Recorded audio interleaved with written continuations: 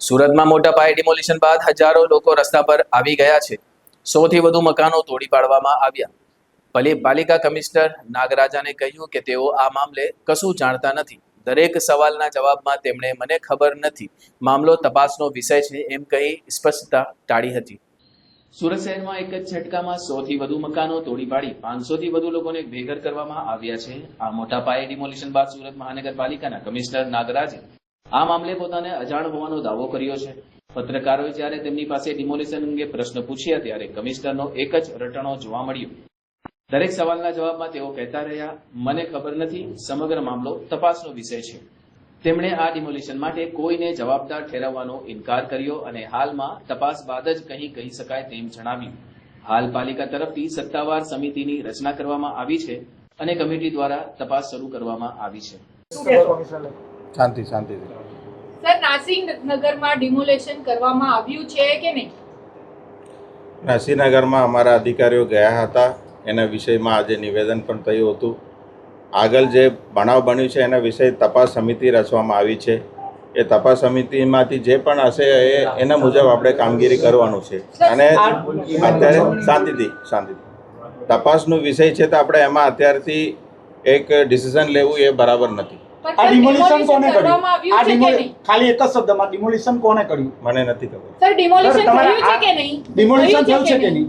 આપણે વિડીયોમાં જોયું છે, ઘણા બધા મકાનોનું જે છે એ તોડફોડ કરવામાં આવ્યું છે, તો એ કઈ સંજોગોમાં બની છે એના માટે તપાસ સમિતિ રચવામાં આવી છે। એટલે હું આપ સૌને વિનંતી કરું છું કે તપાસ સમિતિની રિપોર્ટ આવે ત્યાં સુધી થોડું શાંતિ અધિકારી આશિષ નાયકે ડિમોલિશન નથી એવું કહે છે ને પોતે કબૂલ કરે છે, શું કહેશો? તમારા ઈશારે ઇન્ટરવ્યુ આપ્યું છે? રિપોર્ટ આવે તો તમારા કેવા પર ઇન્ટરવ્યુ આપ્યું છે? મારા રિપોર્ટ એક જ એમને બોલવાની એ પણ સક્ષમ અધિકારી છે, ડેપ્યુટી કમિશનર છે, ઝોનના ઇન્ચાર્જ અધિકારી છે। એ તો ઝોન માટે એ જ કમિશનર કહેવાય। તો શું વાંધો છે? તો એને ક્યાંથી આ ડિમોલિશન વિશેની માહિતી મળી? તમારી પાસે નથી? એમને પૂછો, મને પણ રિપોર્ટ મળ્યું છે, એમને પણ રિપોર્ટ મળ્યું છે। સાહેબને પૂછ્યું છે સ્પોટ પર દેખાય છે તો શાના માટે તપાસનો ઢોંગ કરવામાં આવે છે? વિડીયોમાં અધિકારીઓ દેખાય છે। વહીવટી પ્રક્રિયા કરવાનું હોય, અમે એક સરકારી કર્મચારી છીએ, નિયમોથી બંધાયેલા છીએ, તો અમારી પ્રોસેસ પ્રક્રિયામાં અમારે જવાનું હોય છે। સાહેબ 14 દિવસ પછી આજે ખુલાસો કરવામાં આવ્યો, 14 દિવસ પછી આજે ખુલાસો કરવામાં આવ્યો। જ્યારે માહિતી મળશે ત્યારે જ ખુલાસો કરવામાં આવશે। સર, ત્યાં નાસિરનગરના લોકો છે, એમને નોટિસ આપવામાં આવી હતી સર? એ તપાસનો વિષય છે। સર, કયા મીડિયા વાળા પ્રેશર કરતા હતા? અધિકારી માનસિક બીમાર થઈ ગયા? કોઈ મીડિયાનો પ્રેશર નથી।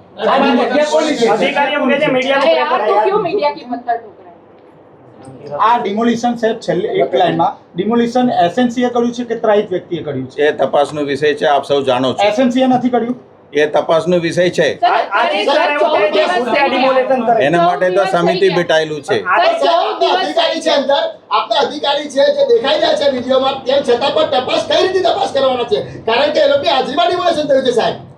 તપાસ કરીએ તો જ સાચી અધિકારી જવાના છે તો કઈ રીતે તપાસ? એમને મૌખિક પૂછી લો। 12 દિવસ વીતી ગયા છે, તમારો એસએમસી નો લેટર પેજ છે પોલીસ પાસે, પોલીસ કહી રહી છે કે 30 માણસોનો સ્ટાફ માંગ્યો છે, કઈ રીતે?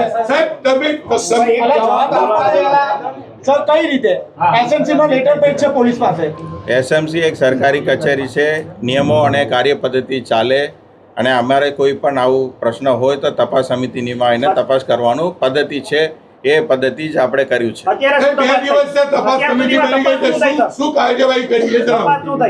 તપાસ સમિતિ એમનું કામ કરશે। સાહેબ, તમે કહી રહ્યા છો સાહેબ મહાનગરપાલિકાના બે મુખડાઓ જોવા મળે છે, તમે કહેતા છો કે ડિમોલેશન નથી કર્યું, અને આશિષ નાયક સાહેબે આજે કબૂલાત કરી છે વિડીયોમાં કે ડિમોલેશન અમે કર્યું છે। કોઈ કબૂલાત નથી, એ તપાસનો તમારી વિષય સોશિયલ છે। મીડિયા સાઇટ પર છે સાહેબ, સુરત મહાનગરપાલિકાના સોશિયલ મીડિયા સાઇટ પર છે। અધિકારીઓ ગયા હતા, પછી શું થયું છે એ તપાસનો વિષય છે।